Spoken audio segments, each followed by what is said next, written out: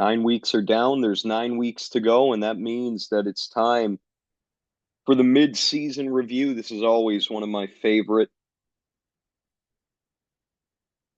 recaps to do.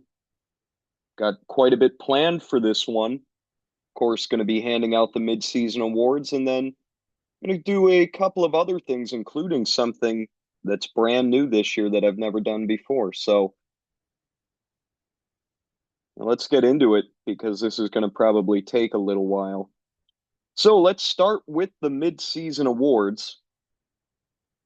And when you look at MVP, there's one guy who just sticks out above the rest, and that's Derrick Henry. Derrick Henry, who was the 18th overall pick by Peter. And I mean, what can you say about him? He has scored a touchdown in every single game this season. He leads all non-quarterbacks in scoring by nearly 30 points. Remarkable what he's doing. As far as total scoring, including quarterbacks, he's sixth overall. No other non-quarterbacks are in the top 10. And so Derrick Henry's just been dominant. Yeah, Peter got him 18th right in the middle of the second round, and he's been incredible. Double digits in every game. 24.7 plus in 5 out of 9. So you've got high floor and high ceiling. And I mean, he just simply put has been as good as it gets, averaging 6.3 per carry. Some other guys who you could have considered for this, of course, his Ravens teammate, Lamar Jackson, who leads everybody in fantasy scoring by about 25 points. And then I think Jaden Daniels is in the conversation because of where he was drafted. Saquon Barkley, Alvin Kamara, again, because of where he was drafted.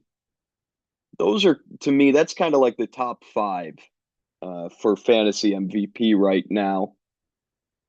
But Derrick Henry, at least in my opinion, is kind of the runaway winner for that award at this point in time. All right. Next up is the best first round pick. And man, the first round this year has been littered with landmines. So if you got a good one, you should be really happy because you're in the minority. But the best pick in the first round, it's Saquon Barkley, who Horvath took 11th overall. And when you look at the season that Barkley has had so far, it's very similar to Derrick Henry, right? One of those, just a great running back switching to a new team. And Barkley is second among non-quarterbacks in points per game at 20.89, only behind Henry. Barkley has already had his bye week, and so that's why he's lagging behind a little bit in total points. But still, I mean, even with that bye week, he's the running back 3. He's the non-quarterback 3. I mean, he's been a revelation. And the difference between him and Henry, floor has been a little bit lower, right? He had that one game in single digits, but the ceiling has been the same. Half the time you're getting 25 plus out of him.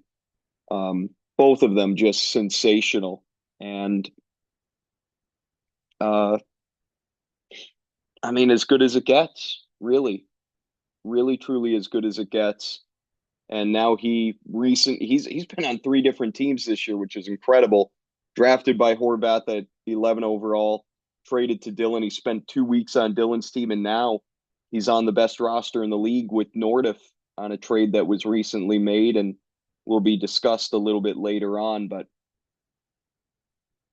other good first round picks, you look at Justin Jefferson and Jamar Chase have worked out really well, but besides that, it feels like everyone is just, some guys have been fine. They've kind of lived up to where they were taken, like CeeDee Lamb, Amon-Ra St. Brown.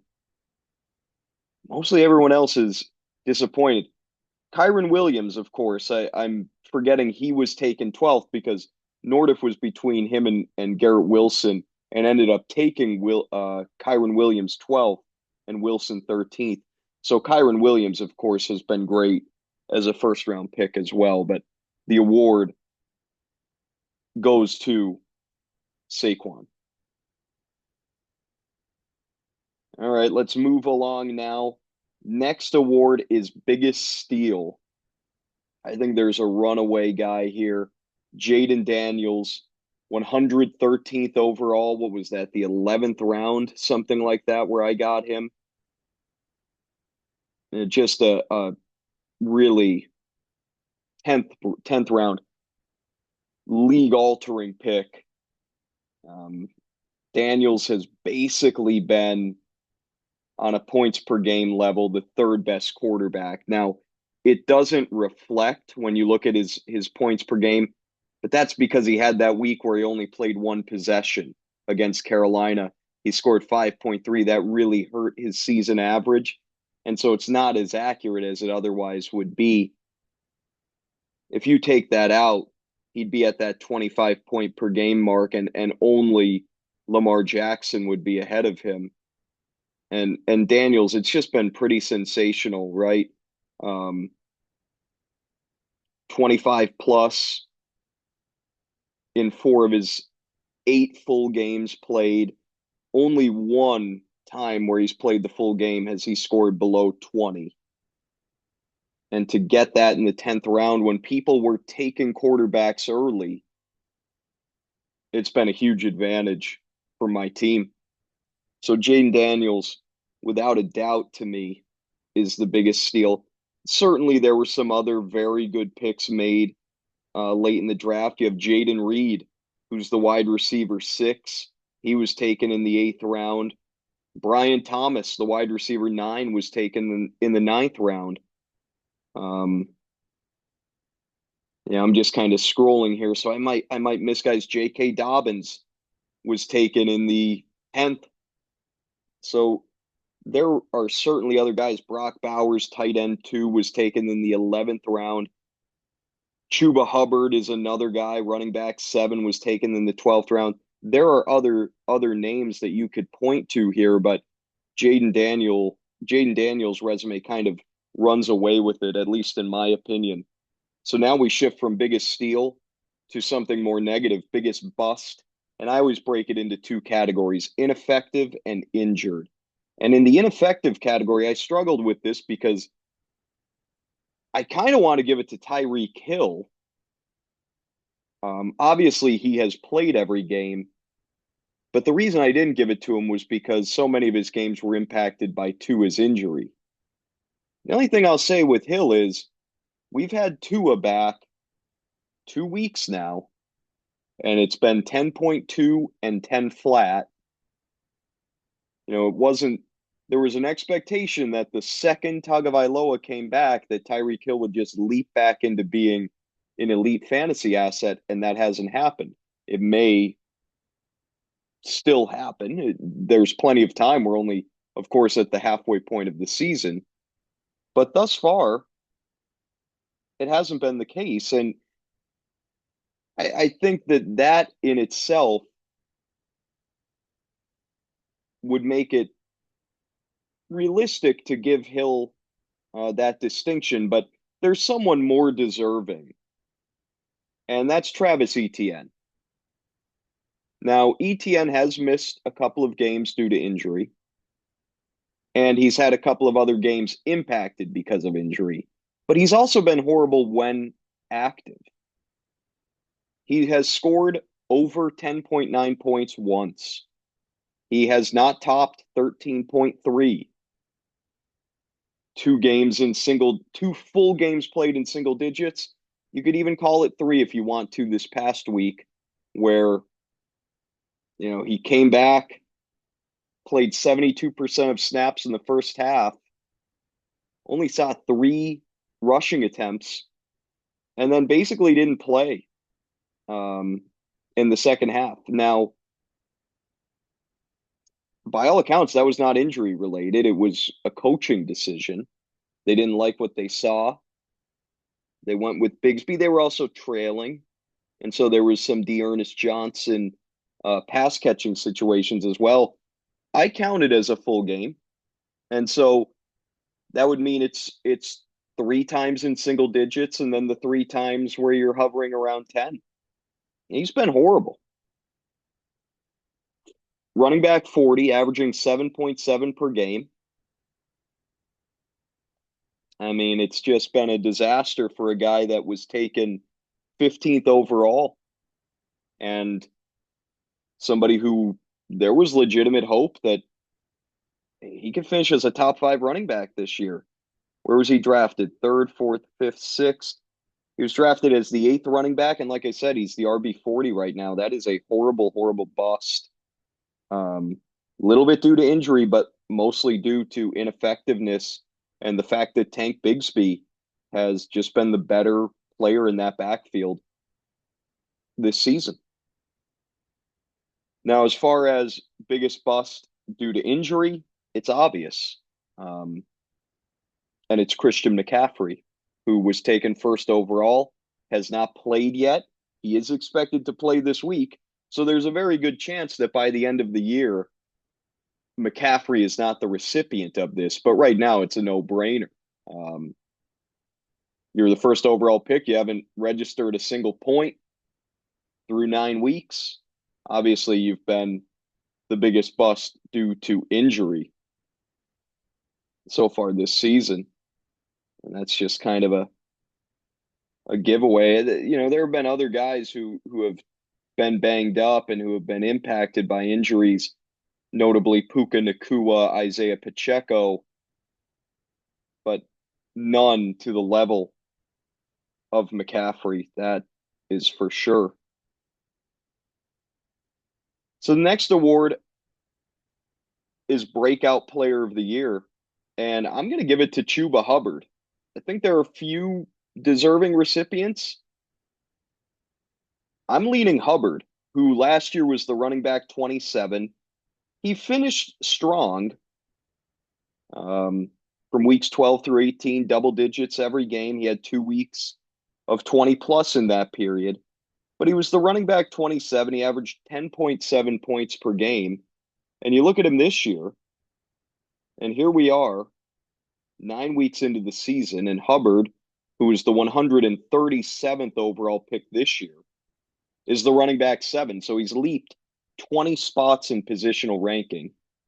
He's averaging over 3 points per game more than he did a season ago. And he's kind of been a beacon of consistency, 8.1 or more in all games besides week 1.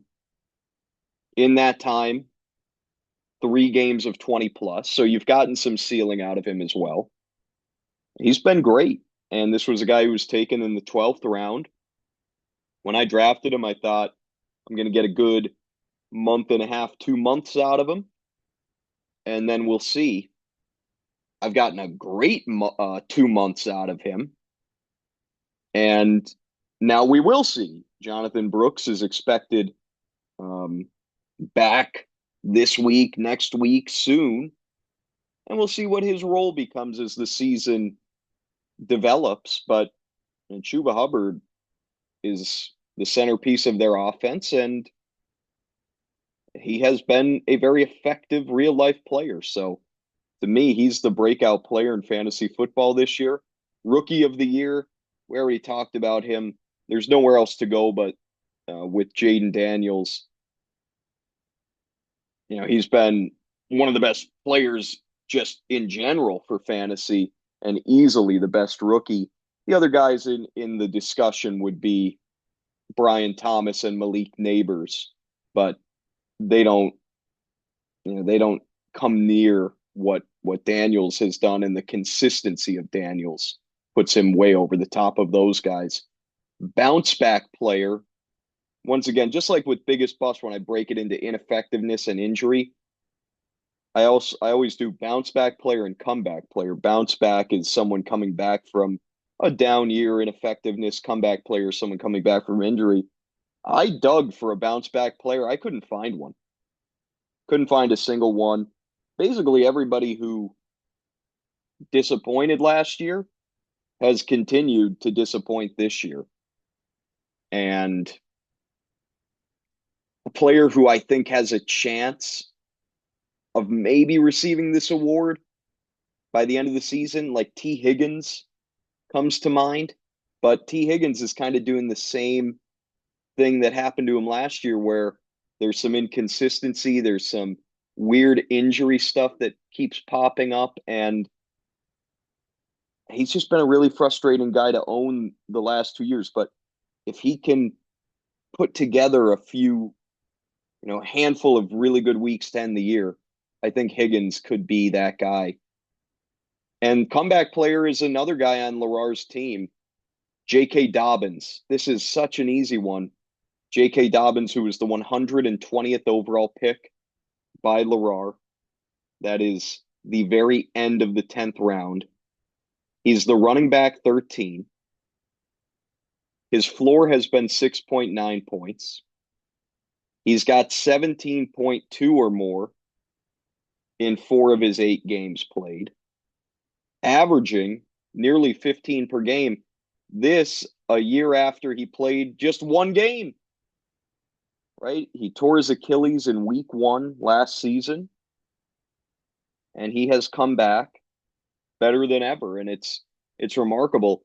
He got off to that really hot start, and then it started to fade. And as I expressed on here, I thought the show was over. I thought the fairy tale was done.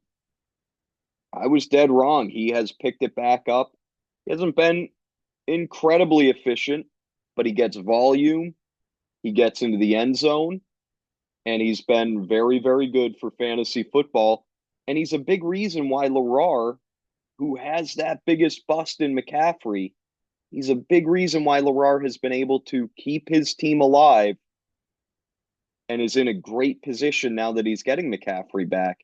Dobbins, in some ways, I mean, he didn't fully replace McCaffrey's production, but he got you pretty damn close as a 10th round pick. And it's certainly one of the best picks of our entire draft. Moving along, best ad. Now, this was a difficult one because it had to come down to league context a little bit. Baker Mayfield is probably the best ad in fantasy football for many leagues. He's the quarterback 2. He's averaging over 25 points per game, right? He's been the second highest scoring player in fantasy football behind only Lamar Jackson. Mayfield has been utterly ridiculous. Only 1 game under 20 points. He had a 5-game stretch from weeks 4 through 8 where he scored 25 plus every time. 6 games of 25 plus in 9 weeks. 6 out of 9, you're getting 25 plus. I mean, Mayfield has been insane. In most leagues, he would be the best ad, but Peter has only started him twice. And so I can't give the award to someone who has only been used 2 times. And instead, I'm going to give it to a player who I had been very critical of. I know some others had been very critical of. It's also a guy who hasn't been used a ton, but it's because he wasn't usable until recently. Kareem Hunt. Kareem Hunt, who Lohan has started each of the last 3 weeks, will continue to start into the foreseeable future. Kareem Hunt has been incredible. And it's much like J.K. Dobbins, where it's not, the sexiest stat lines. It's not, crazy efficiency, 5-6 yards per carry. But the man's just getting the job done. He's getting 25 touches a game. He scores a touchdown every single week. And you're looking at somebody who, in 3 of his last 4 games, played 18.2 or more. He's just been a rock solid running back 1. And it's amazing because he has essentially what the hopes for Isaiah Pacheco this year, Kareem Hunt is delivering on them. Like he has been that steady running back one that I and many hoped Pacheco would be. And here is Hunt in his, late stages of his career, just finding a way to get it done. And to me, he's the best ad. If he had been available since week one, right? If let's say we lived in a world where Hunt was their starter from week one, Pacheco wasn't on the team, whatever, Kareem Hunt would be a top five running back in fantasy football. And I think that it projects out until Pacheco returns. You got to keep treating him as such. Now, the other guy who um, deserves recognition here is Bucky Irving. And Bucky Irving has been a solid low end running back too, also added by Peter, and has really helped plug what was a huge hole on that roster.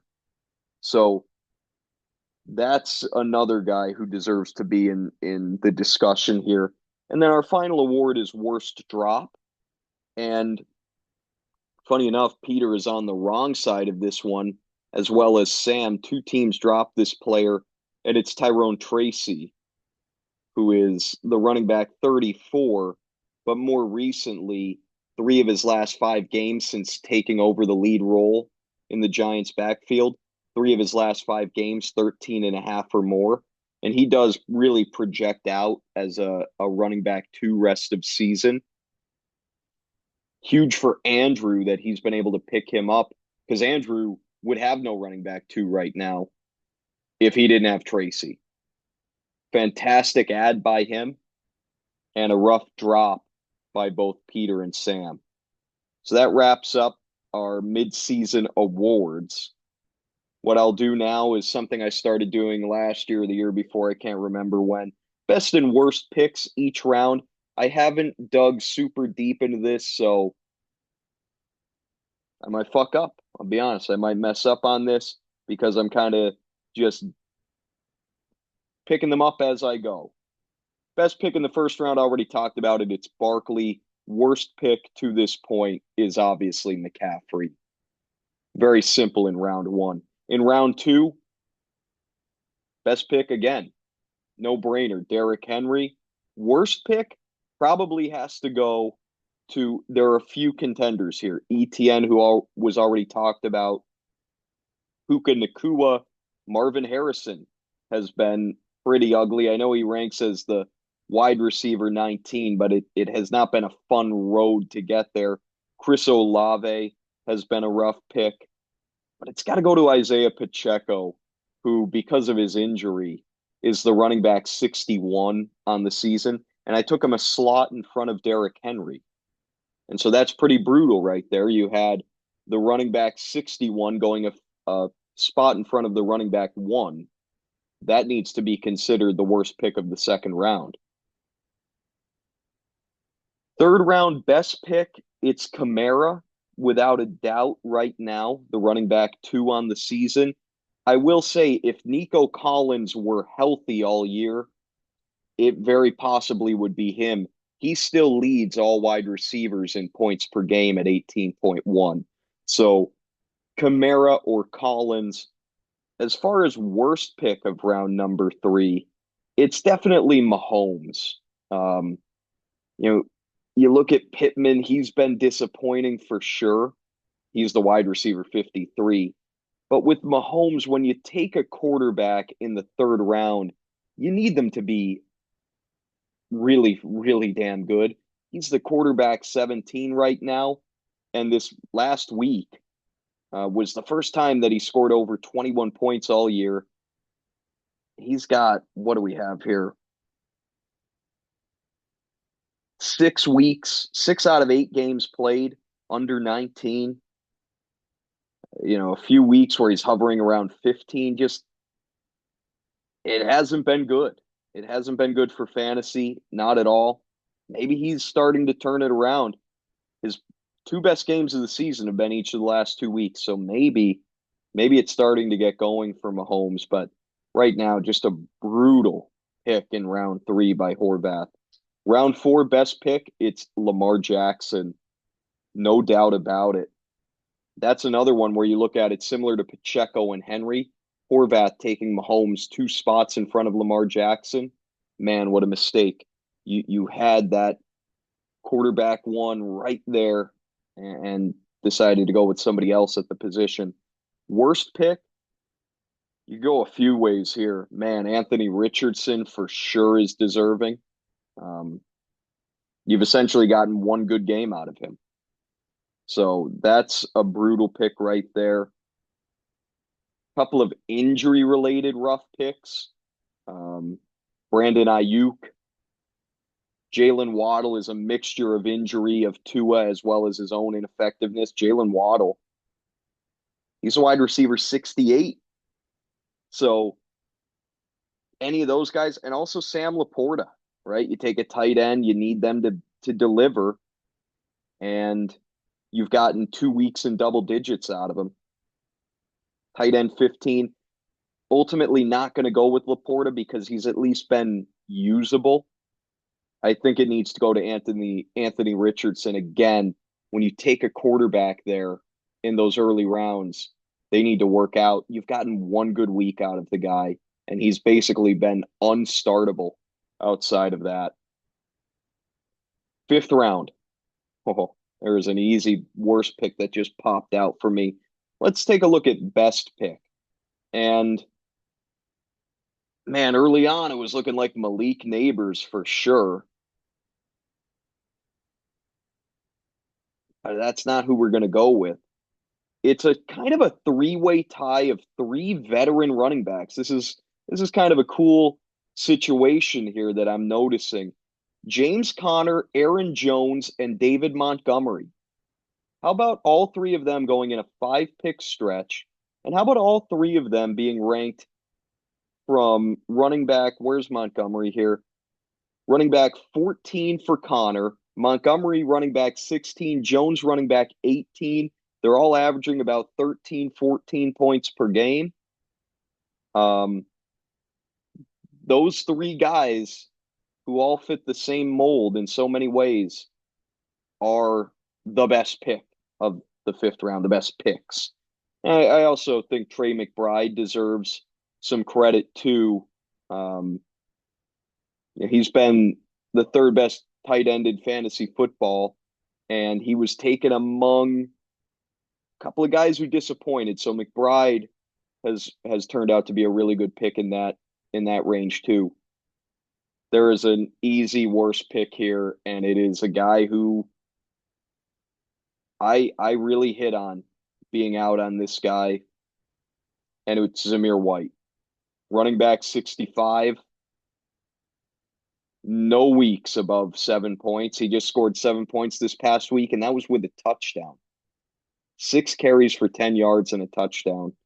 Averaging under 3 yards per carry this season. 3.6 per game. Fantasy points. 3.6 fantasy points per game. Truly one of the worst picks of the draft, Zamir White. And easily the worst pick here in round 5. Round 6, shed a tear for Nothdurft here because Rashee Rice would have been the best pick of round 6, bar none. I mean, there is no doubt about that one. If he didn't get injured, that is a slam dunk. But instead, it's going to go to George Kittle, who has been far and away the best tight end in fantasy football this year, averaging 15.2 points per game. No other tight end is averaging more than 11. So Kittle over 4 points per game more than Bowers, who is second. And just, he's been amazing, right? For years, been a boomer bust guy. This year, he's just been rock solid, steady. Worst pick. Few different options. One is Raheem Mostert, who is the running back 49 and has essentially had one good game. but I think it's Keenan Allen. Keenan Allen is the wide receiver 78. He's got one game above 5.6. Horrendous. I've been stunned by how irrelevant he's been. I thought that he would have like a nice floor. Like I thought he'd be a high floor flex with weekly upside, and he's just been nothing. He borderline shouldn't be rostered, which is insane to say. It really, it just has all caved in on him this season because last year he was unreal, but went to a new team. They haven't been, Caleb Williams hasn't been the best, and Allen's been a little banged up as he always is, and he's just, he might have hit that wall with his age this year. Seventh round, this looks like an ugly, ugly spot of the draft. I'm seeing two contenders for best pick. Really three, actually. Najee Harris was the first one that jumped out to me as the running back 24. Then I noticed Tony Pollard, who is the running back 20 on the season. And then you got Joe Burrow, who's the quarterback 5. It's very tough for me to decide between Pollard and Burrow. I think I slightly lean Pollard, who has just been, the definition of a solid running back to like roughly 15th at the position. Like every week, it feels like double digits in all but 2 games. You haven't gotten any crazy performances out of him. He hasn't broken 17.8, but just a really solid running back too. I think that just narrowly is the best pick of the round. The worst, you got two options right in the middle of the round, but Gus Edwards, who is the running back 84 right now. Even when he was healthy, he wasn't doing anything. He may return soon. But even if he does, what's he going to be? And maybe like a short yardage goal line guy who occasionally gets in the end zone. He didn't ultimately end up becoming anything because it was Dobbins who won out that job in LA. So Gus Edwards, running back 84, averaging 3 points per game. That's the worst pick here in round 7. Round 8, best pick, Jaden Reed, who is the wide receiver 6 on the season. Now, it's been up and down. It's been inconsistent.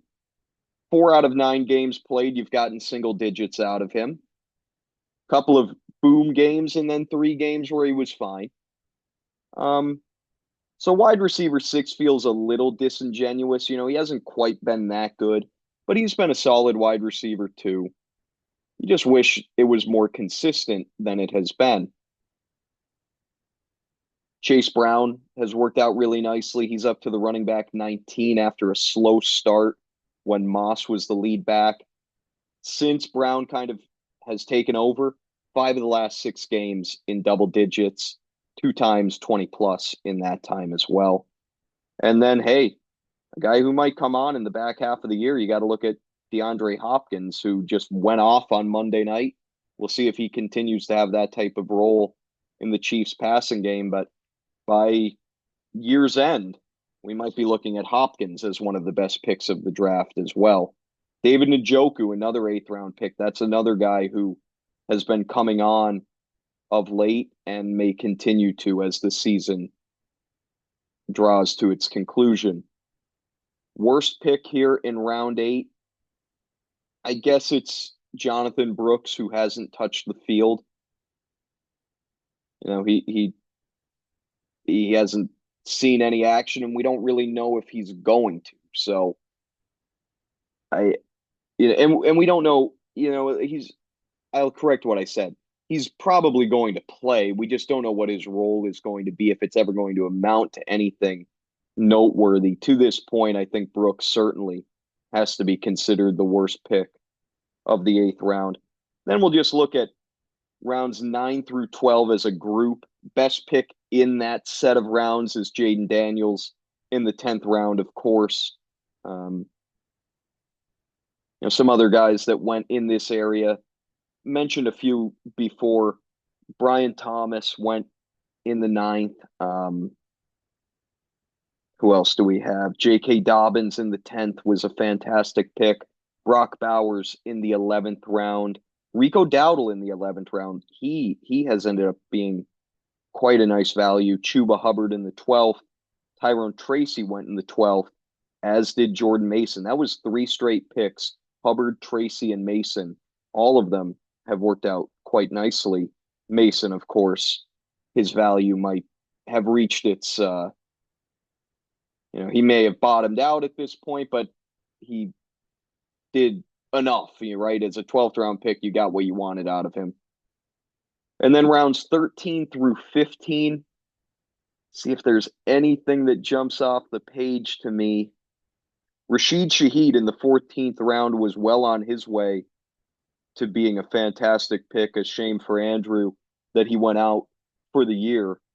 I'm not really seeing anything else notable here. This is kind of where everybody was taking defense, kicker, backup quarterback, that kind of thing. So not much else of note, but Andrew got a good one before he sadly lost him for the season. Going to do one more thing here as our, as the mid-season review part of the show. I'm going to redraft the first round. I've never done this before. Just kind of popped in my head of, I want to do this. I want to redraft the first round. And I did kind of create like a mock list for this. First overall, I'm taking Henry, right? I just don't see how you can't with the volume, with the touchdown equity, with the great offense. I'm going Henry. Second is Barkley, and I think an argument could be made for Barkley to go first, but what drops him down a little bit is he's got more of an injury risk than Henry, and he's got more of a frustrating element with Jalen Hurts along the goal line. We've seen a couple of games this year where when they get down there, they've just gone to Hurts. And it's led to some weeks of moderate disappointment. Nothing, you're not saying it's horrible, but three times in a 4-game stretch, Barkley scored 12.6 or less. It was because he didn't have a touchdown in any of those games. And so that's a little aggravating knowing that that's possible. Whereas with Henry, it hasn't really happened. Lamar Jackson's going to get his. He's going to run some in. But for the most part, it needs to happen outside of like the 5-yard line for Lamar this year. When it comes to the Hurts-Barkley situation, that isn't the case. So to me, that's why I lean Henry over Barkley, even rest of season. Now, if I'm picking third, this is going to be pretty controversial. I'm taking Joe Mixon. Joe Mixon right now, in 4 full games played, has 100 plus rushing yards and a rushing touchdown in all of them. Now, one thing that I admittedly am not taking into consideration for any of this, because it would simply just take way too long, is remaining schedule. If I dug into remaining schedules for players, I'm sure I would change guys by a couple of slots here and there. But all things being equal, let's treat things as being, let's say everyone plays the same level of schedule. Obviously, that's impossible. But in this fantasy world we're living in right now, let's pretend that's the case, that everyone plays the same level of defense the rest of the season. I'm taking Mixon. You're getting incredible volume, right? 25 plus touches in 4 of his 5 full games played, and already said what he's done on the ground. I, to me, and it's a good offense, an offense that should get back to being more of its, usual elite self with Nico Collins returning this week or next week. I'm taking Mixon third. There's some injury risk there, some age-related risk there, but you get this type of volume in a great offense, it's hard to beat that. And speaking of great volume in a great offense, fourth overall would be Kyren Williams. Kyren Williams, who right now is the running back 6. Part of that is because he's had his bye, but Kyren Williams has not scored in single digits all year. He's another guy. He gets 25 touches a week. He gets into the end zone almost every single week. This past Sunday was the first time he didn't all year. So huge volume, huge touchdown equity, and a good offense. Sign me up for Kyren Williams. So it's funny, you look at Nothdurft has 2 of the first 4 picks between Barkley and Williams, and he very recently had the guy who I have 5th, and that's Alvin Kamara. And again, it's because of the volume of Alvin Kamara. I almost called him Allen. You just get these weeks out of him. Like, he just had 35 touches. He just had 35 fucking touches this past week. It's absurd. Before that, the volume was a little bit down, and it was probably related to New Orleans playing from behind, and also Kamara being banged up, rib issue, finger issue, or hand, whatever it was. He had elite volume early in the year. He got it back this past week. I expect it to continue. The only thing that could slow him down is injury, because he's all that's left in that Saints offense. Shaheed is gone. Olave, he's suffered about 1,000 concussions this year. I think he might be gone for the year. If not, he's going to be gone a while. So Kamara's what they got, and they're just going to force him the football. It's amazing, you look at some of these older running backs, Henry, Mixon, Kamara, getting the job done, representing 3 of the top 5 in my first round redraft. 6th and 7th are basically equal. You're splitting hairs here, but I'm going to go with Justin Jefferson 6th and Jamar Chase 7th. And the reason I prefer Jefferson, I just think it's steadier target volume, right? Jefferson has 69 on the season with his bye week already. Chase has 70 without his bye week. So you're getting about an extra target per game on average from Jefferson. And he's been the steadier player, right? Jefferson, 0 games below 12.2, whereas Chase, you've got 4 games in single digits. Chase has had more of those boom weeks, but he's also had the lower floor to go with it. So give me the higher floor, while also, in my belief, over the back half of the season, I think Jefferson will have some of those ceiling games as well. He just hasn't had them yet. 8th pick, I'm going to go with Bijan Robinson. Again, it follows that same formula of elite volume in a good offense. What hurts with Robinson and what knocks him a tier below the running backs that I took earlier, there's not the same touchdown equity, right? Robinson only has 5 total on the season. Now, 4 of those 5 have come in the last 4 weeks. So there is hope that the touchdowns will come on as the season goes. But it's just not the same thing. He doesn't get fed down inside the 10 the way some of these other guys do. You also have Tyler Algier who mixes in, and he got into the end zone this past week. So, for those reasons, Robinson needs to be knocked down to like the top of that second tier, in my opinion. Incredible player, and the passing volume has been sensational. 7 receptions each of the last 2 weeks, 5 out of 9 games at 4+ catches. That kind of makes up for the lack of touchdowns, but in half PPR, it doesn't fully make up for it. Next player off the board, very close to Bijan, is Jahmyr Gibbs. And it's a similar situation where, what keeps him from being in the elite tier is David Montgomery's presence. Gibbs on a per touch basis is unreal. He's averaging over 6 yards per carry. And he, with some breakaway plays, has found a way to score 8 total touchdowns in 8 games. But the volume just isn't there.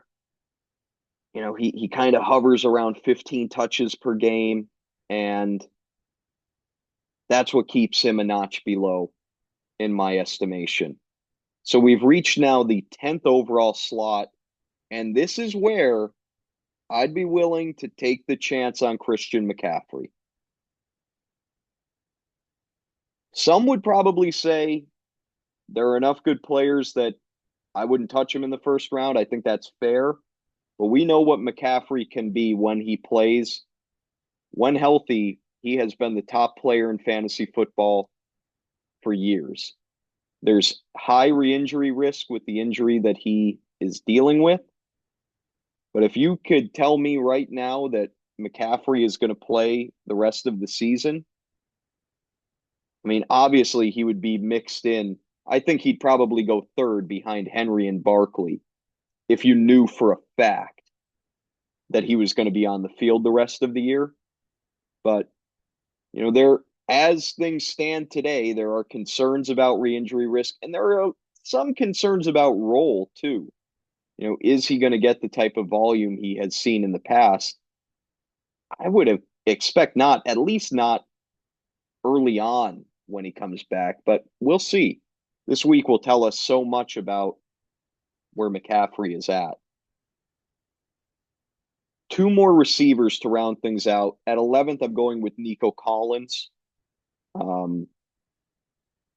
Simply put, he's the wide receiver 1 in points per game. And he did that when Stephon Diggs was healthy. Now you have him coming back, Diggs gone for the year. This passing game in Houston has struggled mightily without Nico Collins. They need him. And I think that I'd be shocked if he's not a top 5 wide receiver the rest of the season, assuming health. So I think really good days are ahead for him. And then to round things out, I'm going to go with another receiver who's been a little bit frustrating to own because of injury this year, and that's A.J. Brown. But when you look at A.J. Brown and what he's done on a per-game basis, you've gotten essentially 4 full games out of him. You've gotten 20.4, 20.6, 17.4, 10.9. When he plays, he's one of the best in fantasy. And I would want him on my team rest of the way. You just got to hope that these injuries clear up at some point, because it's been frustrating for sure. 2 other players I want to name, didn't take them, but I think you'd be very fair if you said you wanted to take Lamar Jackson in the first round. I really do. Far and away the best, quarterback in fantasy football right now, right? 27.72 per game. And it's not only that, it's the high floor. Lamar Jackson has scored under 25 points just twice, under 22 once, and never under 18. And you mix that with an incredible ceiling where you're getting, some 35-point weeks. I think you'd be justified in taking him probably somewhere in the middle of the second round. And if you wanted to take him at the end of the first, I wouldn't say it was a ridiculous move. Not at all. George Kittle as well, same thing. He's been a huge weekly advantage at the tight end position. Will it continue with McCaffrey coming back? I'm not sure. That's the concern I would have. That might take some of that. Kittle's been a safety valve this year. A guy that Purdy has used as a check down because Jordan Mason is not that. McCaffrey, of course, is. And so maybe McCaffrey is going to eat into Kittle's volume and hurt his consistency. But, I mean, if you wanted to plant your flag and say it's not going to impact Kittle or McCaffrey's not going to be right, I wouldn't argue with that. So, to me, if you wanted to take Kittle in that same area as Jackson, I think it's more than fair. But yeah, that, just to recap the redraft of the first round: Henry, Barkley, Mixon, Kyren Williams, Kamara, Jefferson, Chase, Bijan Robinson, Gibbs, McCaffrey, Nico Collins, A.J. Brown. So yeah, that wraps things up for the mid-season portion of this. We're about an hour in. The hope is to do another hour focusing on week 9 and then to get the hell out of here. That's the goal with this thing.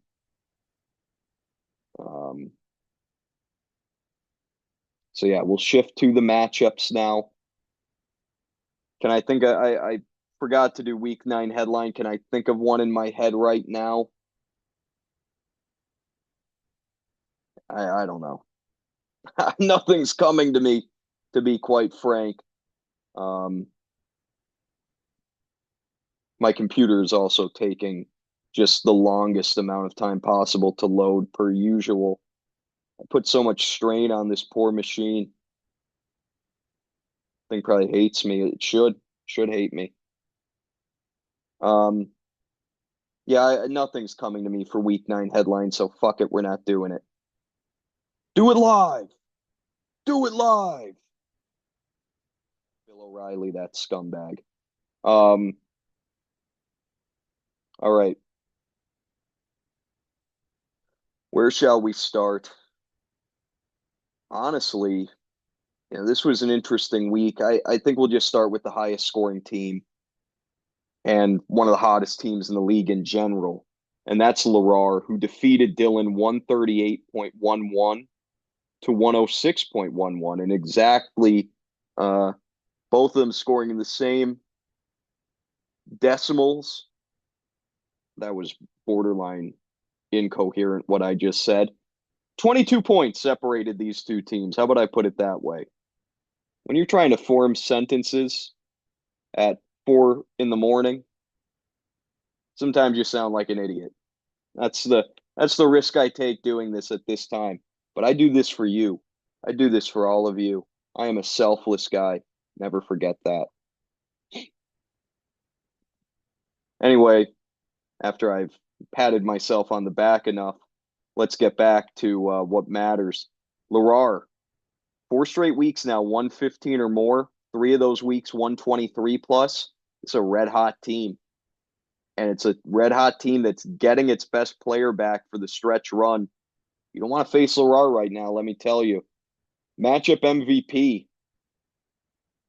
Hey, matchup MVP, also best ad of the week. One of the best ads of the season, considering how it happened. Quentin Johnston, who Larar added at 12:12 p.m. on Sunday. slipped him in as his flex, and he goes for 20. And all in all, man, you look at what the Chargers produced for Larar. You get 23 and a half out of Dobbins. You get 20 out of Johnston. And you get 18.96 out of the Chargers defense and special teams. We won't talk about Cameron Dicker scoring 1.5. Out of those other three, over 60 points. And it led Larar to this fantastic week and the highest score of Slate 9. Aaron Rodgers had his best game of the season. Excuse me, second best game of the season with 22.45. So much of it came in the second half, too.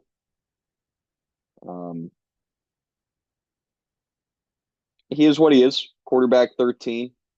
I don't like using him for fantasy at all, but Larar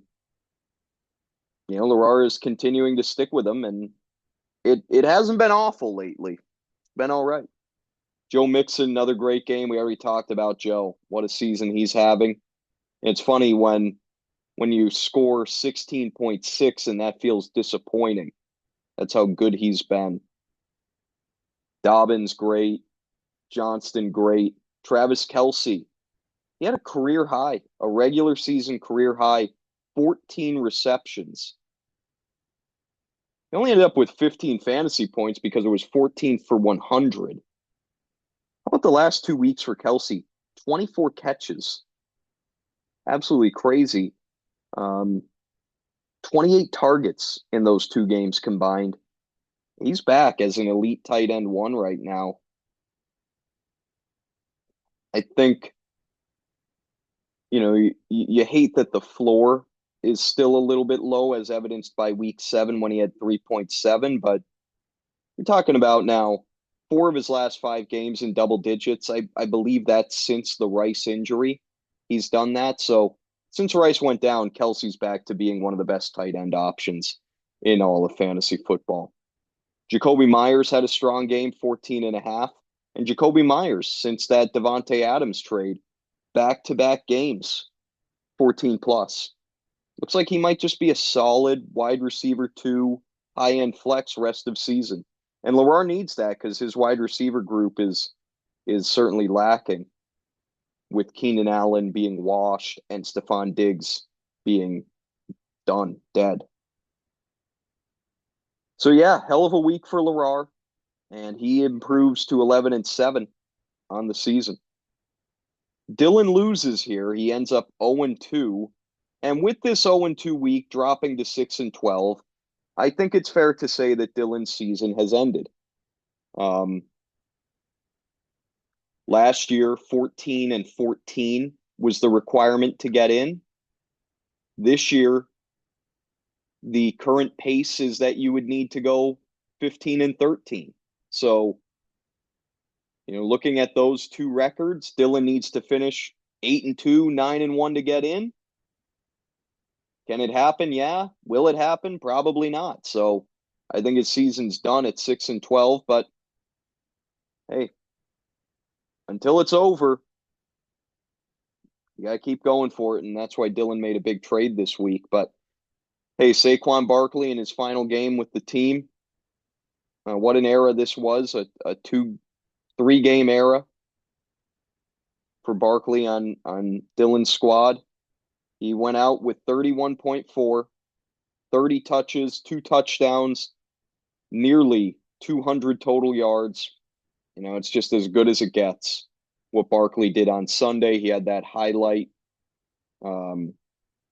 backwards hurdle, which everybody's talking about.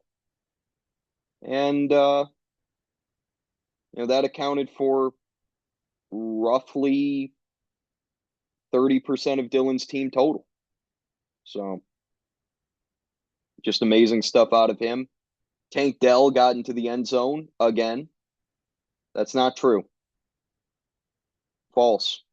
He went 6 for 126, didn't score. Huge game for him as the, top option in that offense.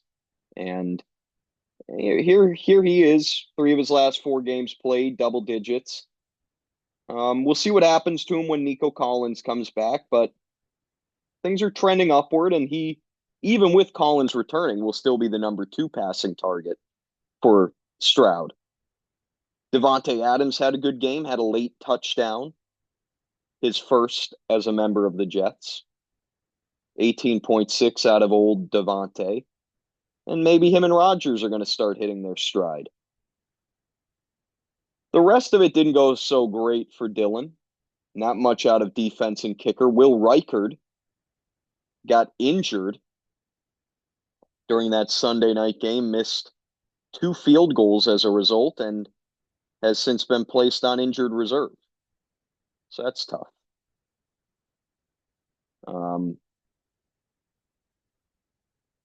Nick Chubb didn't do anything. That's looking rough at this point. He's averaging 2.7 per carry. He's got two receptions through 3 weeks, just the one touchdown, averaging 6.3 per game. I wish him the best. I hope it gets going, but it's not promising. It's not promising at all. Bo Nix was fine in his first start. I believe this was his first start for Dylan. Hunter Henry was fine, 9.1. The big story for Dylan, and what ends up likely costing him a second matchup win, is the Puka Nacua ejection. And what an outrageous ejection it was. I mean, I forget which Seattle defender it was, but whoever it was started the conflict. And then Nacua kind of swung at his head. I mean, on the broadcast, they said he threw a punch. I don't know. I think he just kind of reacted and just swung up high. I mean, Nacua, I don't know. He just doesn't seem like the type of guy to do something dirty or look, a man came and shoved him, and he reacted like anybody would, and he got ejected for it. I mean, I thought it was pretty egregious. And yeah, I mean, you look at Dylan lost the second matchup by, about 7 points. Nacua gets tossed in the first half of a game where the Rams were trailing. It's not a guarantee he would have gotten 7, but I mean, you kind of feel like he would have. But it is what it is. Just part of the way this game breaks sometimes, and for Dylan, tough to fall to 6-12. That is for sure. Jalen Waddle on the bench, another awful game. He ended up getting traded to Nothdurft. So, how about Jalen Waddle, by the way? Hasn't scored above 6.6 since week 1. And how strange is it that he has scored 6.5 or 6.6 4 times in 7 games played? That's so odd. He has scored between 4.6 and 6.6 in 6 out of 7 contests. That's just very random to be that consistent in such a weird territory of points scored. Larar, by the way, with all of his injuries and bye weeks, only got 9 points out of his bench. Not many options for him, and that's why he had to go to Quentin Johnston, who ended up being a hell of a play. All right, let's move along now. Top team in the league, Nothdurft, defeats Sam 127.32 to 113.56.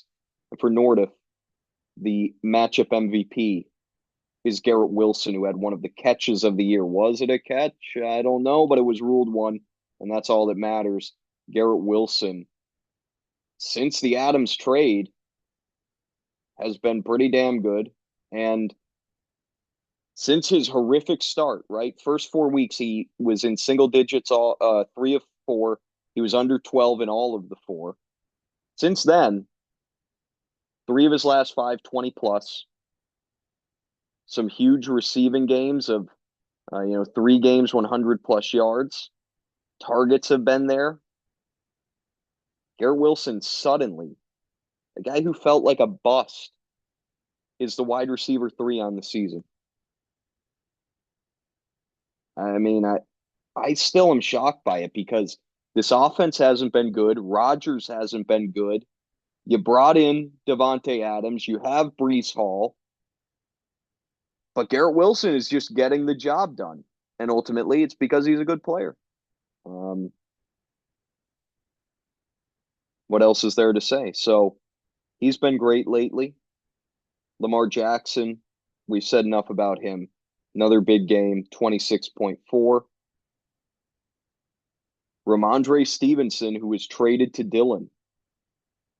Another 2-touchdown game, back-to-back weeks with 2 touchdowns. So he ends up with 19.9. And I think it is a good time now to break and discuss that trade that went down. Another blockbuster. We have had blockbusters aplenty in the league this season. Feels like every trade that gets made is a massive one of, 5+ players involved, 4+ players involved. This one, the most recent, was Barkley and Waddle heading to Nothdurft for Stevenson, Sutton, Hawkinson, and Montgomery. I like it for Nothdurft because you're getting maybe the best player in fantasy football, right? Waddle, to me, scratch him. I don't consider him as anything. He might become something, but right now, I would never want to use him. I would never trust him. And that dates back to what he was last season. So let's scratch Waddle. And then it basically becomes like a 1-for-4 where Nothdurft trades Stevenson and Montgomery, the 2 running backs. Dillon needed running back depth. Dillon gets another tight end option in Hawkinson. And then Sutton, who has been playing well recently and has kind of made himself into low end wide receiver 2, high end flex. When you look at Sutton, 4 of his last 5 games, he's scored 13 plus. The problem is that he also has 4 games under 6 points scored. So low floor, but he's improving, and that makes sense because Nix is improving as well every week, just, as any rookie does. So I think it bodes well for Sutton to at least be a usable flex rest of season. But the 2 big pieces in this trade, of course, were Stevenson and Montgomery. And they're very similar. Montgomery I like way more because he's in the significantly better offense. And, both of them are touchdown dependent, but Montgomery consistently scores touchdowns, right? He has gotten into the end zone in all but 2 games. Whereas Stevenson has, what do we have? Well, it's not all that different at the end of the day. Stevenson, 3 games where he has not reached pay dirt. And Stevenson's had an incredibly crazy season because in those 3 games where he hasn't scored, 6.2 or less in all of them. And then in the 5 games where he has registered a touchdown, he's given you at least 16. The reason I don't love Stevenson is there's no efficiency. He's averaging 3.8 per carry. He's in a bad offense, but he is going to see volume. He's the guy they go to in the red zone. And, that's a positive thing. So I don't know. I don't think it was bad for Dillon, but trading Barkley is not something I would have done. And he definitely needs Stevenson and Montgomery to continue getting into the end zone for this trade to end up working out. The risk of it for Nothdurft, there is a huge risk here. he now essentially has no running back three. His running back three is Jonathan Brooks. So in the event that something happens to Williams or Barkley, Nothdurft is probably fucked. Unless he can somehow figure it out. But, the other thing too is you lost a flex option in Stevenson, right? Even beyond Stevenson being your running back three, he was a flex option. That's gone. Sutton was a flex option. That's gone. So it was risky, but this is that kind of I'm playing to win the league type of move that I respect from Nothdurft. And sometimes you just got to push your chips in, and he did. And I give him credit for that. I like the move for Nothdurft. For Dylan, it's fine. When you look at Nothdurft and the two trades he made that other one with Krieger. At the end of the day, you kind of mix it all together and you turn it into one trade. And what it spits out is, let me see.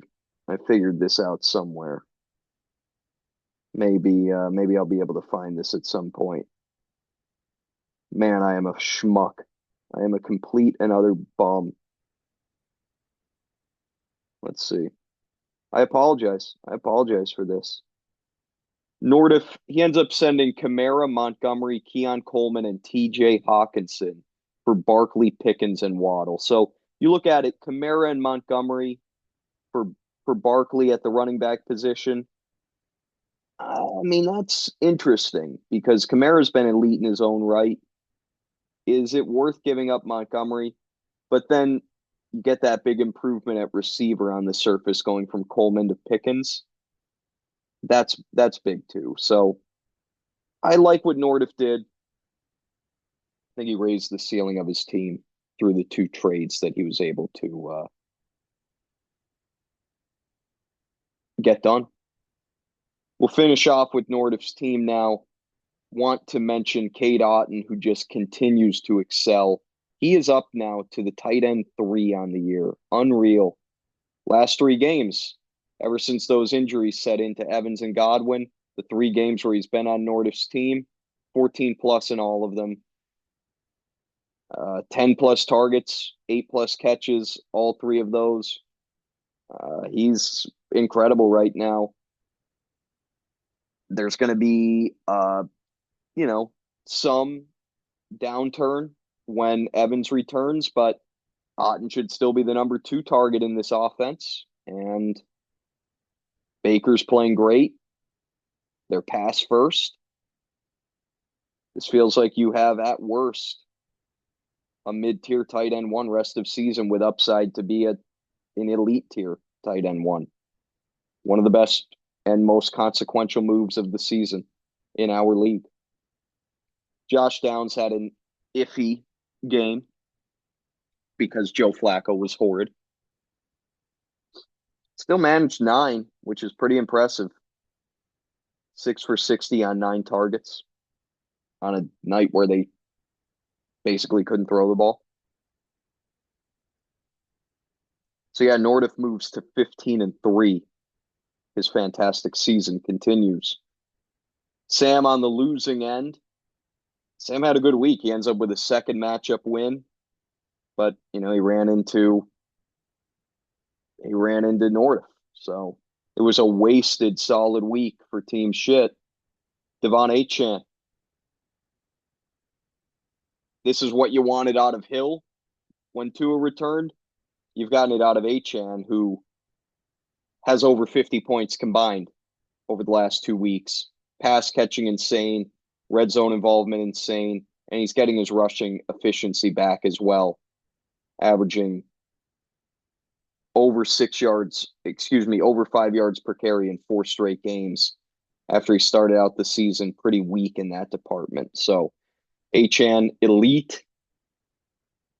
Tell you what, that's a guy who, if you redrafted, he'd be in the discussion for a first-round pick. The more that I think about it, I actually had forgotten about him until now. I'm throwing him in there. I'm throwing him in the top 12. I think you got to put him right in there with man. I mean, he's probably right there in that like 6, 7 range. He had completely slipped my mind. Achane definitely, I think, would be a first round pick in a redraft. Rico Dowdle had a big game. Ezekiel Elliott, whatever the hell he did, he had to be disciplined, didn't play. So it was the Dowdle show, 17 touches, a juggling circus receiving touchdown where it got bounced around and somehow ended up in the grasp of Dowdle as he was on the ground. Dowdle, 12.6 plus in 3 of his last 4 games played.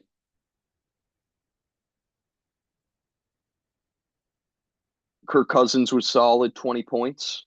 But then, yeah, the rest of the team was just, nothing special. Good production out of defense and kicker spots, 20 over 21 out of those 2. You get 10-ish out of Hill and Judy. I already talked about how Hill has been disappointing the last couple of weeks. And then Sam Laporta sucked, 3.8 out of him. Sam had to throw Dontavian Wicks into the lineup. Nothing out of Wicks. The promise of Wicks has certainly not been delivered on. He's been pretty terrible. Sam made a great decision to leave Kyler Murray on the bench, that bum. 6.3 points. He's had a really weak season. I know he's somehow the quarterback 8, but he's been a big disappointment. Mainly because his floor is horrible.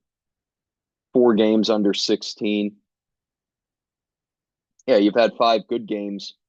Excuse me, it's actually, I mean, it's 5 games under 17. And then 3, 14.1 or less. Yeah, you've had 4 good games, 3 great, but that floor is so aggravating. But yeah, Sam ends up with the split 1-1. He's 5-13 on the season. Sam, we've talked about it. He's out of the race. But if those 2 Dolphins put together some big weeks at the same time, this on any given week will not be a fun team to face. If you have to run into a situation where Achane and Hill are combining for like 45, 50 points, you're not going to want to face Sam when that happens. All righty.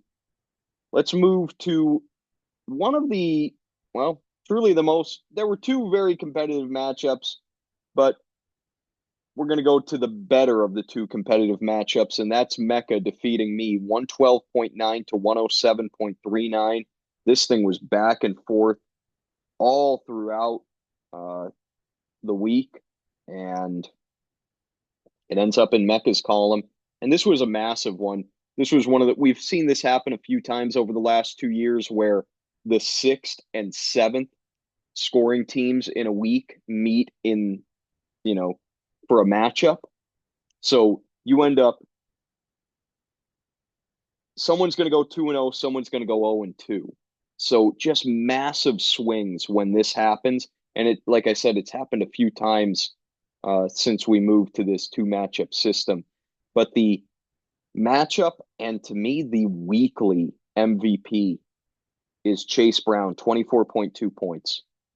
Chase Brown, who ends up with 32 touches in the absence of Zach Moss. He had over 150 total yards, a receiving touchdown that he barely got his foot in the back of the end zone.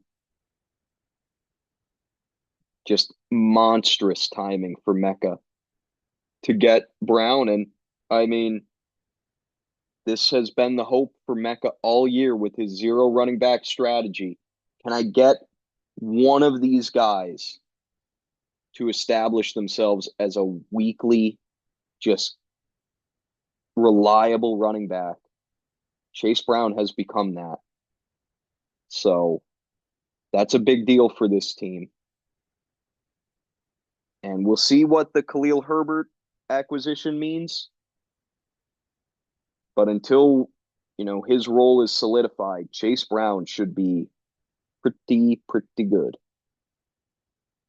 Another huge move by Mecca. This ends up being the best start of the week. Taysom Hill scoring 14. He got into the end zone as well. I mean, you look at just the slim margins of this matchup. You don't get that Taysom Hill touchdown, you're going 0-2 and you're going to be 7-11 and pretty much screwed if you're Mecca. So many crazy things happen in this matchup. Many of them I am bitter about. I will not lie. I am very bitter about how this played out. But you got to give Mecca credit. This was a really smart start of Hill. In the moment, I was pissed about it, but as we've become distanced from the matchup, you got to be able to step back and give credit where it's due. They're facing Carolina. Their offense is so limited, so devoid of weapons. This was a great move. On a week where Kittle was on bye, why not go for the upside of Hill? And it worked masterfully. The two receivers did what they needed to do. St. Brown and Kupp combining for 31 points.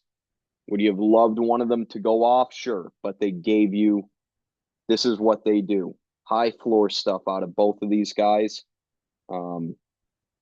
They did their job. Marvin Harrison did not do his job, but it ultimately didn't matter. Marvin Harrison, unbelievably fucked season. 5 out of 9 games, under 5 points. He's had 2 great games, 2 decent, but man, the fact that he has given you 5 complete duds is crazy. And it's also crazy that Mecca's been able to survive that, considering his build, his 0 running back build. To be able to survive taking a bust at wide receiver in the second round, and given Kupp's injury as well, is rather stunning. Some of it is luck related. Mecca has, he's been able to pull out some wins when he hasn't scored all that many points. But he's also done a nice job with his team too, and it's starting to round into form. Sam Darnold. Now, this is where I get really bitter about how this played out.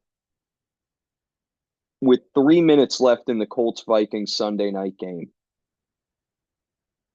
Mecca had about 103 points.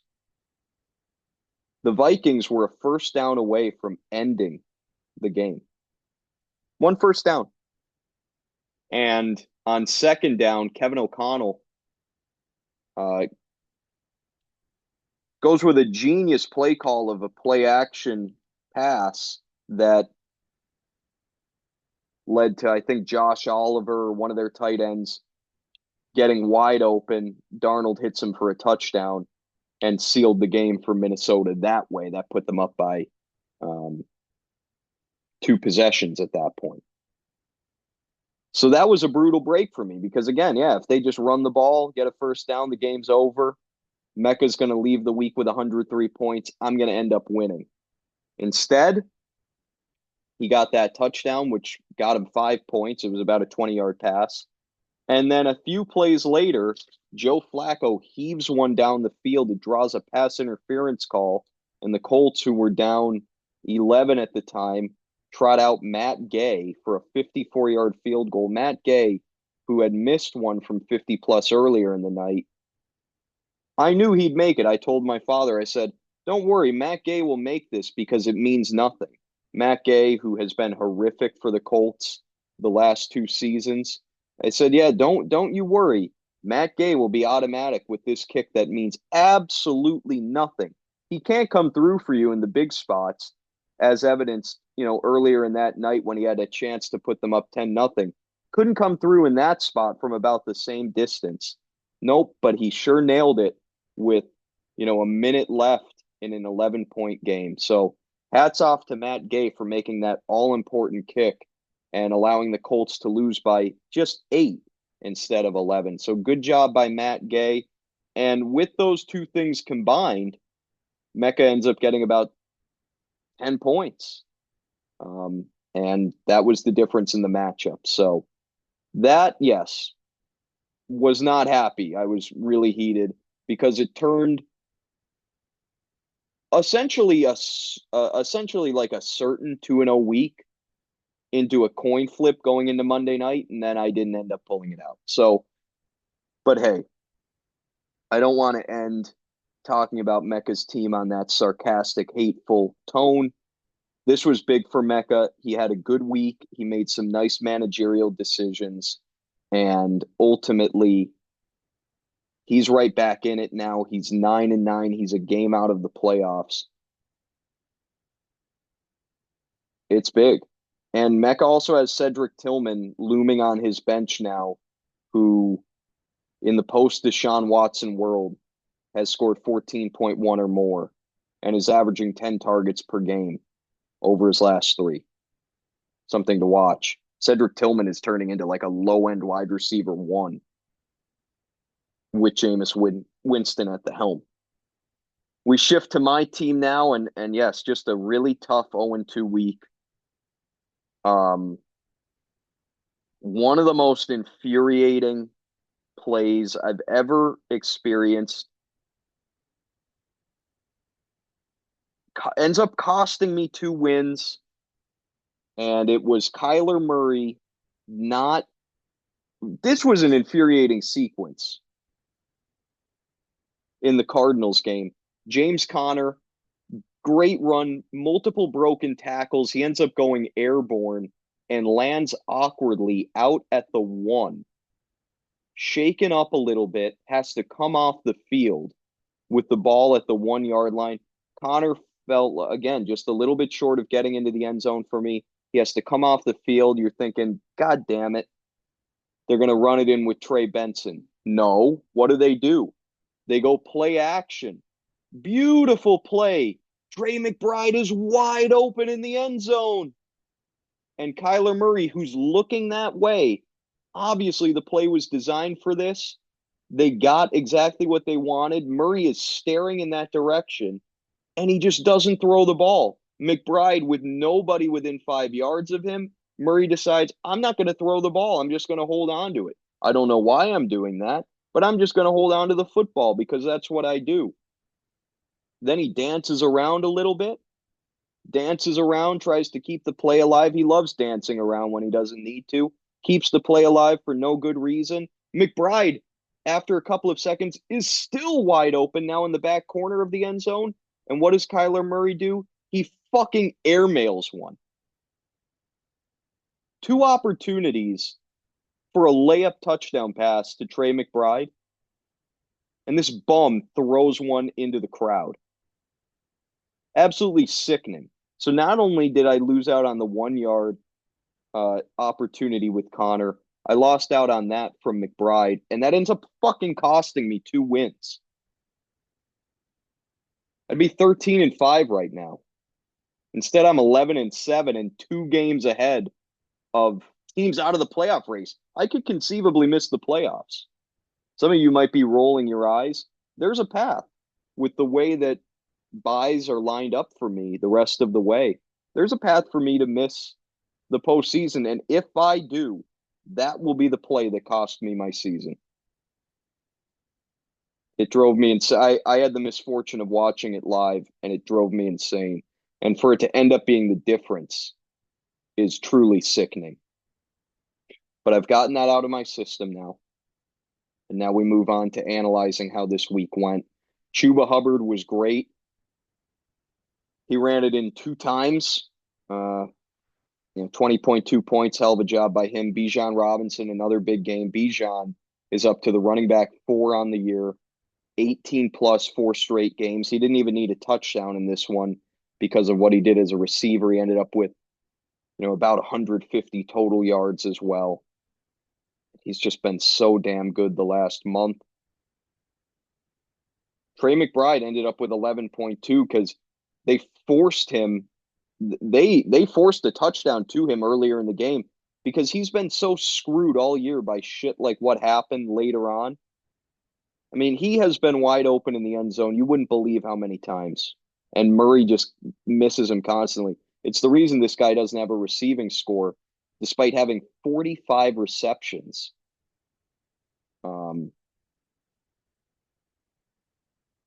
He ended up with 11.2 because they ran a reverse play to their tight end just to try to get him into the end zone. That's how desperate they are to do that. James Conner, quality game, 13.4 without scoring. Jaden Daniels was good, 21.95. It was a little disappointing because I think he had like 17 or so at half. They just didn't really need to do much over the back 30 minutes against the Giants. So yeah, he ends up with a good week, not a great one. What really cost me here was these two receivers, Chase and Brian Thomas. The fact that they combined for merely 13 points is just, that sucks. You can't have that. You can't have that in a close matchup. Chase, it's weird. I talked to Peter last week about how he had been like uber efficient with his targets. It was the opposite here in this one, 43 yards on 11 targets. They tried to force a touchdown to him in garbage time, threw up a fade. He almost came down with it. That would have been an undeserving way for me to win, but it did not come to fruition. So, yeah, all in all, this probably one of the more infuriating matchups in recent memory for me, just because of how many things would have been the difference and the fact that it was a 2-game swing. So, annoyed for sure, but hey, good for Mecca. That should be more the takeaway here, is that this was big for him to get back to 9-9, and he's right in the thick of things as we enter the back half of the season. We'll shift now to Peter defeating Lohan 117.82 to 99.11.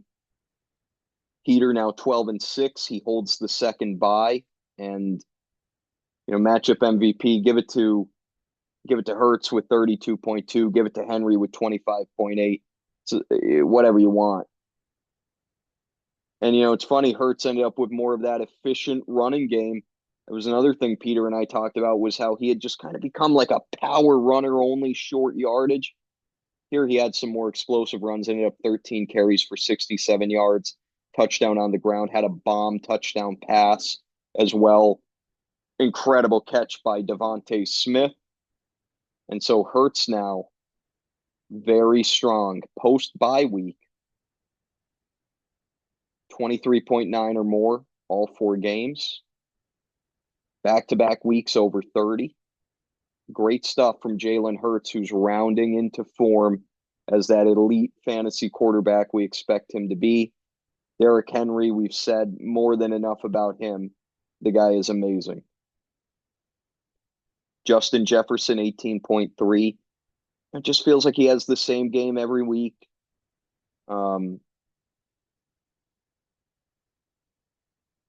He's amazing. I mean, he's just an incredible player, and he could probably go for 200 yards every week if teams didn't dedicate as much coverage as they do to him. The Colts did it for large portions of the game. The Colts decided, we're not going to let this guy beat us. Ended up with 137 yards. Sensational. After that, the rest of the Peters team was not great. He got good defense and kicker production, over 21 points from those spots, but Tank Bigsby disappointed, 2.2. He's banged up right now. Bucky Irving disappointed, 4.9. It's so hard to run against the Chiefs, and they were playing from behind late. And then the Bills that he started didn't combine for much. Shakir and Dalton Kincaid, just 13.2 between them. Kincaid, it just feels like it's not going to happen, man. He's someone I was very wrong on. I don't get it. I've said that a few times on here. I don't understand his role, but the Bills are winning games, and ultimately it makes it hard to argue with what they're doing. You have to like if you're Peter seeing what Roma Dunze did this week over 100 yards, but is he ever going to become consistent this year? I don't know. But tell you what, he certainly has jumped Keenan Allen in that Bears pecking order. And he's kind of gunning for DJ Moore, as crazy as that is.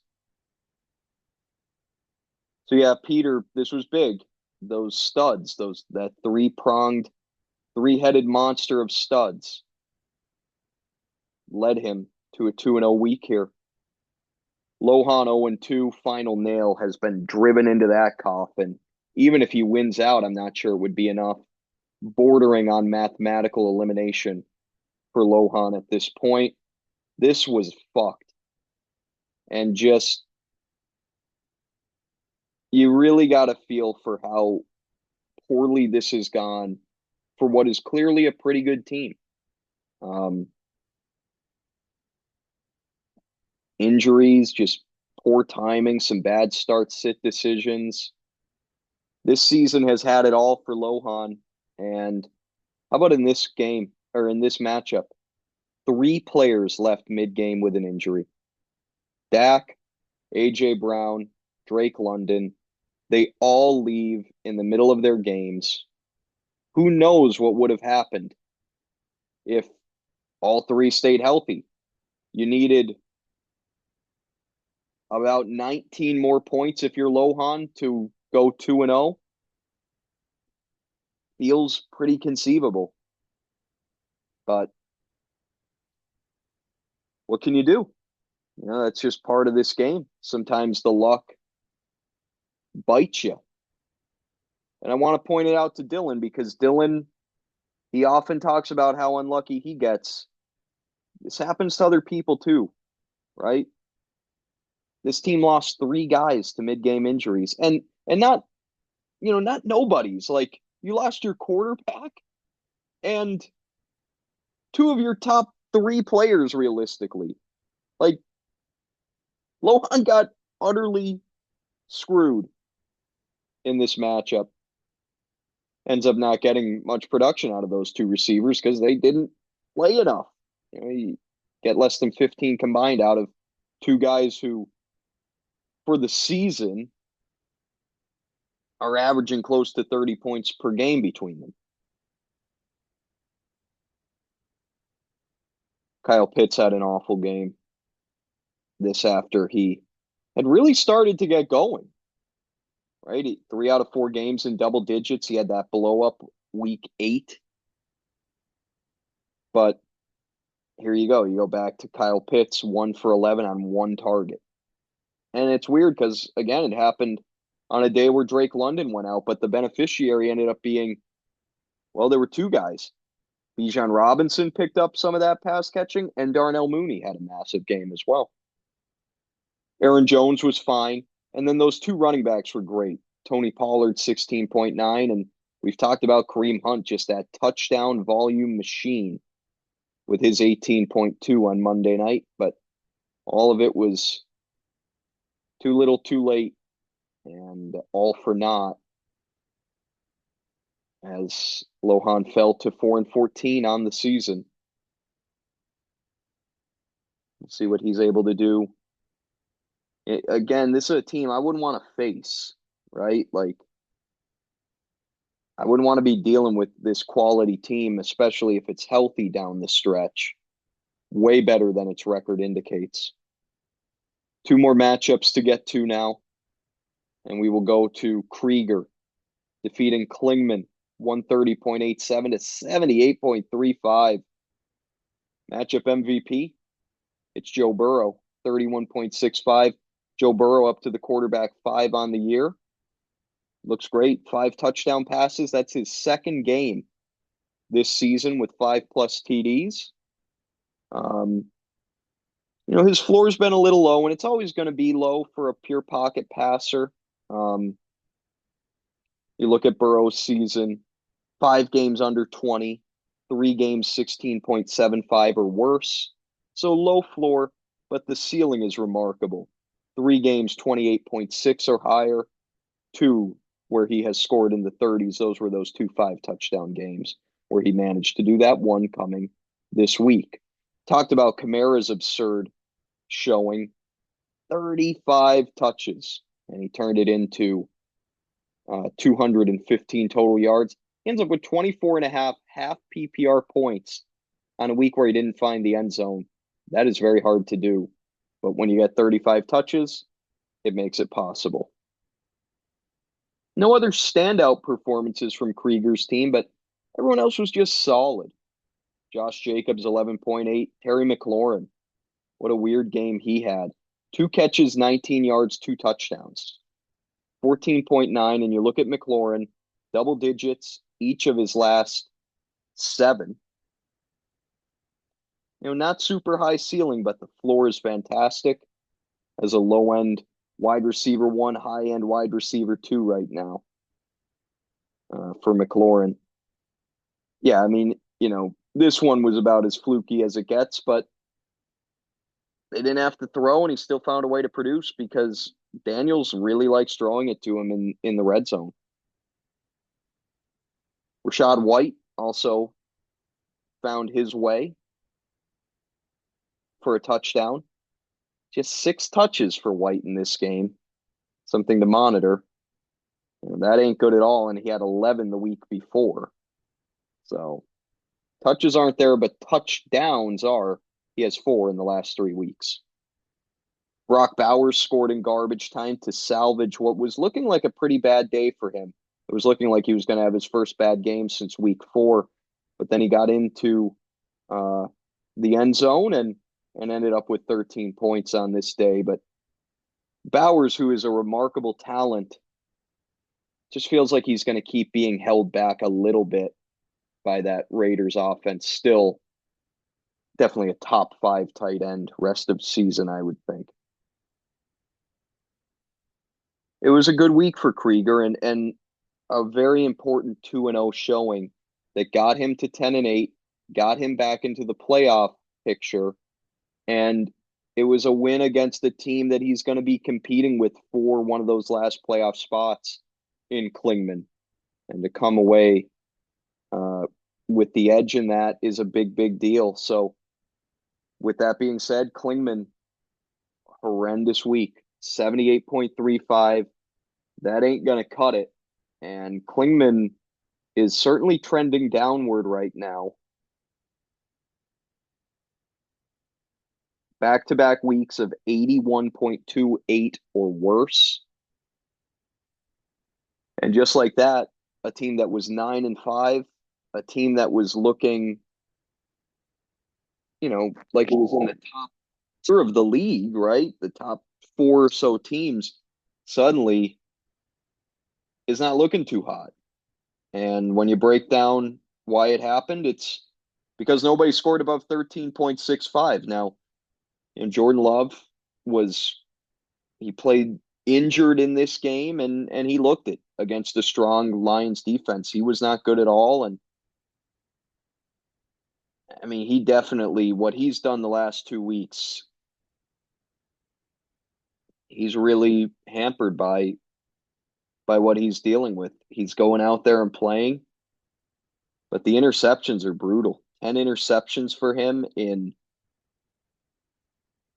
7 games played, and you get no rushing out of him. So that's why out of those 7 games, 5 of them have been under 20 points. Now, the other 2 have been great, 28.2 and 32.05, but it's pretty hard to swallow how low the floor is for Love right now. Chris Olave, just unreal. So this is another team that dealt with a mid-game injury, Chris Olave, who, I mean, what has he gotten knocked out of like 3 of the last 4 games he's played with a head injury? It's just awful what he's had to deal with. Michael Pittman was terrible. He was terrible. He's not right. I mean, he's playing through that back injury. I think they have to consider sitting him down for a bit. He's got 2 catches for 30 yards over the last 2 weeks combined. That ain't Michael Pittman. And I know he wants to tough it out, but there's just no need to do that for a bad team. Get yourself right. He also fucked up his finger real bad in that Sunday night game.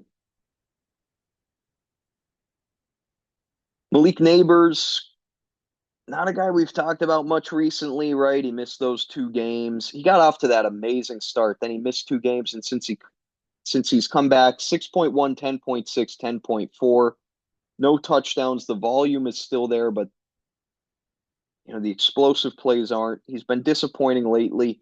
Feels like he's going to break out again at some point here soon. A spot against Carolina bodes well for that. But this is definitely the downside of having a guy stuck in a bad offense, is that there are going to be stretches like this where it's just not that fun. Breece Hall, disappointing. 9.5. He's had a strange year too. 4 of his 9 games in single digits. And then, he's had some monstrous games. It kind of is tied when you look at it. It's tied to his receiving involvement. When he catches 3 or less passes, he scores in single digits. When he catches 4 or more, he scores in double digits. So that's kind of the key. When he's had those big receiving games, that's when he goes off, because he's done roughly the same on the ground most weeks. Touchdowns haven't really been there, 4 total for the year. So how his week goes has largely been dictated by receiving involvement. Definitely not living up to where he was drafted 4th overall. I'm not sure where he would go in a redraft, somewhere in the 2nd round, certainly, but I don't think he's even a consideration for the first. Ken Walker had a fine game. Ended up basically being the best performance this team had, 12.2 on a day where he had 28 touches. So yeah, terrible week for Klingman, and it's back to the drawing board for him. One last matchup. Every week we got one of these shit matchups, just garbage mess. Andrew 102.95 to Horvath 98.59. And it's Horvath. It really is Horvath who's involved in this same matchup every single week. It's absolutely insane. I got to pull it up because what do we have? Let's see. 1, 2, 3, 4, 5. 5 out of 9 weeks. Horvath has been involved in a matchup where both teams have scored 103 or less. And 4 of those matchups, both teams scored under 100. So Horvath plays in this same matchup essentially every single week. Matchup MVP for Andrew is Josh Allen, 24.45. He's been very good lately. 22 plus 4 straight games. Very consistent right now. And he's doing it without rushing output, which is impressive. Josh Allen, over that 4-week stretch, has just 50 total rushing yards and 1 rushing touchdown. So the fact that he's doing this all through the air is a big deal. Now, James Cook did not benefit from it this week. James Cook was pretty ineffective. 15 touches for 69 total yards. No touchdown. Ray Davis ended up having the explosive play. James Cook's been good, but definitely not great because of his inconsistency. Tyrone Tracy had a down game. What can you do? CeeDee Lamb, and another guy like moderate disappointment. Not a guy that I would have even considered in that first round redraft. I think he, especially with the Dak going on IR news, that's a big reason why I feel that way. like 15th overall, feels about where Lamb should go. But look at his season, right? 12.6 or less in 5 of 8 games played. It's just not inspiring stuff. And it's largely because he only has 4 touchdowns. Targets have been there, touchdowns have not. And now you're going to be without Prescott. We'll see how it goes. Devontae Smith saved his day with just an incredible touchdown. Anytime AJ Brown is out, Devontae ends up getting the job done. That's what happened here. Tucker Kraft, 5.6. You know, what can you do? Tight end 5. He's been a great ad by Andrew and can't be perfect every week. Calvin Ridley, 9.8. You'll take that, I feel like. Um, if he's giving you somewhere between 8 and 12, I think Andrew is happy with that if I had to guess. Not much to speak of on the bench. Lad McConkey did the same thing as Ridley, 8.9 instead of 9.8. So yeah, Andrew sneaks away with a win. And you know, it's interesting now where Andrew is 10 and 8. He's 10 and 8 somehow, despite the fact that he has 4 weeks of under 90 points. And 6 weeks under 110. So I mean, Andrew has managed to win 3 matchups where he's scored less than 110 points, 2 where he's scored under 103. And that's how you end up being 10 and 8 when, you've had that half the time his team is terrible. He's 10 and 8 somehow. I don't know. There's some luck involved with that. I think he'd be able to admit that, but his team has high ceiling. We've seen that too. It's got 2 weeks of 130 plus. It had that incredible 170 point showing last week. Andrew just kind of feels like this year's boom or bust team. And I do lean that he will hold on and make the playoffs. It's gonna be tight, but he's got a favorable schedule the rest of the way. Horvath loses, and it's tough for him because you finally got Mahomes production. He starts Pat, and he gets 27.45. If I had told Horvath at the start of the week you're going to get nearly 30 points out of Mahomes, he probably would have thought, damn, I'm going to go 2-0. I would have thought that. And if you had continued to tell him you also got 17.3 out of Darnell Mooney, he probably would have thought, holy shit, like, was I the highest scoring team in the league? No, you didn't crack 100 somehow. Jahmyr Gibbs did his job, but outside of those, and DeAndre Swift was fine at 11.2, but some big disappointments here. Jonathan Taylor, 7.4.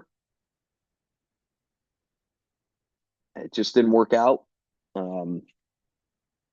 Colts had a horrible offensive night.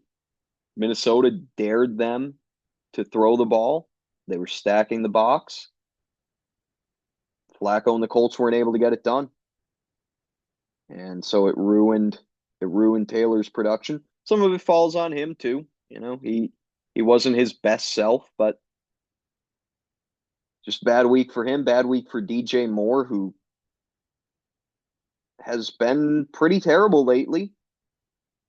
5.3 or less in each of his last 3 games played. And when you look at the season as a whole, he only has 1 game above 11.2. So DJ Moore's had a pretty brutal season for fantasy. It's a shame. He really is. He's stuck with his like Carolina days DJ Moore. Just trash, being wasted. He'll give you a couple of big games because he's that good, but like for the most part, awful. And it's so frustrating. I hope him and Williams are able to develop a connection over the back half of the year, but who the hell knows? Doesn't look good right now. Njoku had a down game, and then Horvath didn't get much out of defense and kicker either. Um, Horvath also had the worst sit of the week, right? You could have theoretically started Zay Flowers over DJ Moore.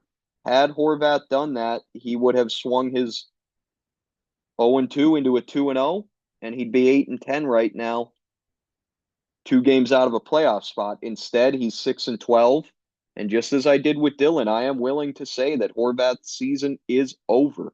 He is eliminated because he needs to go 8-2, 9-1, and I just don't see that happening.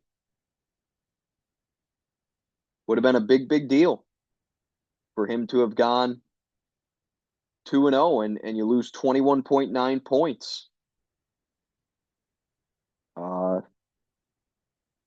Going with DJ Moore over Zay Flowers.